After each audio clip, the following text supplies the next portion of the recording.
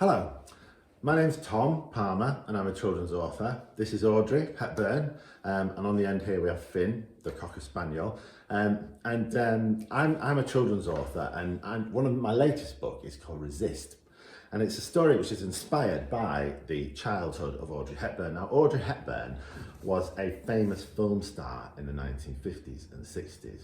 And she was also a great humanitarian. She did loads of stuff for UNICEF, a really important world charity that helps children. The work she did for UNICEF, helping children in places where there was war and famine, the work she did was very much inspired by what happened to her when she was a child, which is covered in this book, because she lived in occupied Holland. And Holland, or the Netherlands, in the Second World War was occupied by the Nazis, by the Germans, and she lived there, and it was a very difficult time for lots of reasons, which you can find out about in the book. But I've written a special Christmas story which relates to Resist, and here it is. And I've actually, a friend of mine who's a wonderful artist called James Innerdale, sorry Audrey, I'm putting you out the picture, has done a cover for it. And you can download this free off my website, and I'll leave, at the end of this video, I'll leave the URL so you can read it for yourself if you want to. But what I thought I'd do, I thought I'd read it to you and to Audrey, because you've not heard it yet, have you? Anyway, so I thought it's called Silent Night, and it's a Christmas story, and hence the tree and the hat, etc. Anyway, I'll just read it, shall I? So, Silent Night, a short story by Tom Palmer. It was the coldest winter in living memory. So cold, in fact, that when I noticed two people breaking into a building that night, I thought my chattering teeth might give me away as I watched. I bit hard into my great coat collar to keep myself silent and hid behind some low bushes. The pair, a girl and a man, did not see me, so I decided to wait and work out exactly what they were doing before I took action. I touched the pistol that was strapped to my hip to check it was there. Who were they? What were they doing here? You might ask the same question of me. I was a soldier back then, in '44, in the German army, on patrol in the old part of a Dutch village and looking out for suspicious behaviour. It seemed I'd found some. Everything around me was ice, hard, bright, cold ice covering the ground. And although the world was at war, the scene appeared almost as it was happening on top of a Christmas cake my mother might have iced and decorated when I was a child. The children will feel safe if you bring them here, Edda, I heard the man say. I'll wait. The girl nodded. I studied her. She was thin. So thin, as was the man, in fact. You're so brave, the man went on. Thank you for this. Now go. Let's give the children at least one thing to enjoy this Christmas. The girl nodded, then cycled off into the dark. I let her go without challenging her. I was intrigued. I wanted to know what was going on. I turned to study the man, now inside the building, as he began to open boxes of what looked like toys and games. So that was what the children would enjoy, or would have enjoyed, if I was not there to stop them. And why would I stop them? Because I had recognised the man immediately. He was the local doctor and suspected resistance leader.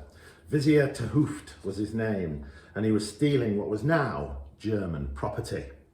This was my chance to capture one of the local people who had done so much damage to our occupation of the Netherlands. I would be a hero. I might even get a medal. Yes, it was my chance, but I would wait longer, observe what happened before taking action. It was clear that they were here to steal a hoard of toys that the German army had taken ourselves from a local Dutch toy shop. I would be patient, see who else was involved, then I might really get a medal. A few minutes passed before the girl arrived with a cluster of children. You could not miss they were thin too, thin and shivering, but eager.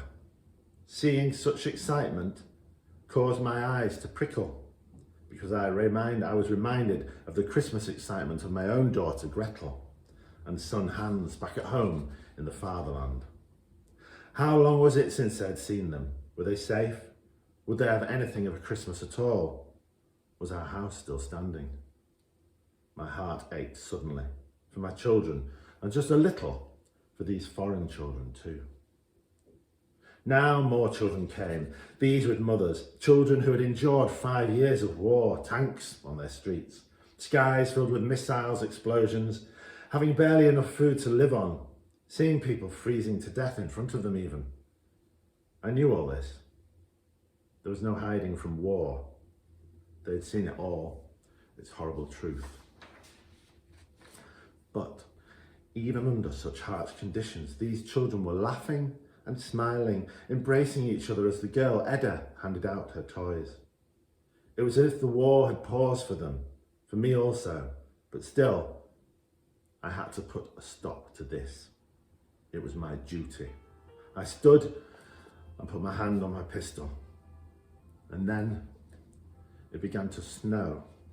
Huge flakes of white drifting slow and gentle to the ground, that soft, peaceful silence we all love this time of year, or we used to. And I thought of the sound of people, I thought I heard the sound of people singing Silent Night in the distance through the snow, though it may just have been a memory, a dream even. I heard a collective gasp from the children. It was like magic, as if they were inside a Christmas snow globe and not in a town ravaged by war. A snow globe like the one I had given to my children the Christmas before the war began. My Gretel, my hands, how I missed my children.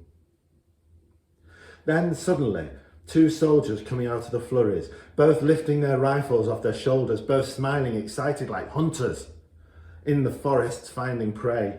They were young, so young. Now the German army was sending children to help men like me occupy this Dutch village. I had no choice. I had seconds. I moved suddenly to stand between the young soldiers and the children. Both aimed their rifles at me. Would they shoot? They might. First me, then the children, maybe. Certainly the girl and the man. Rapidly, I flicked my greatcoat open to show them my grey uniform, my iron cross. They lowered their guns, saluted. Forget this silly man and a load of children, I whispered, thinking quickly, saluting back, trying to conjure a lie to send them away, far away. I have it in hand, but I've just seen 2 resistance men cycling south of the railway line. Go after them. That's an order. After hesitating for half a second, studying me, the 2 young soldiers were running towards the railway line, slipping on the ice as the children had. Now I withdrew into the shadows, my heart hammering hard, holding my breath as I watched the children leave, one by one, toys in hand, smiles on faces. I felt my cold face break into a grin. It was only that when those young soldiers came that I had understood why I was not confronting the man and the older girl, but just watching them. This was the closest thing to Christmas for me too. So that's the story, and that story is based on some evidence from some books I've read about Audrey Hepburn, about her life, that actually did happen. The Germans looted a Dutch toy store so that all the children in this Dutch village wouldn't be able to have children, wouldn't be able to go in there and maybe get presents for their family or for their friends,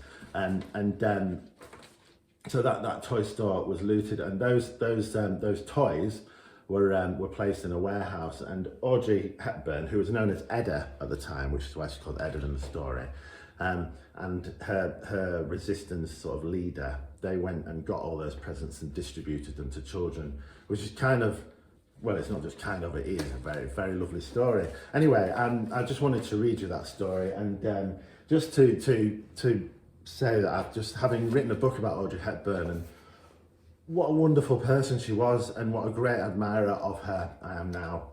So I just wanted to share that with you, and also to finish off by wishing you and your families and your communities a very, very happy Christmas. Thank you for watching and listening, and Merry Christmas from us. Thank you.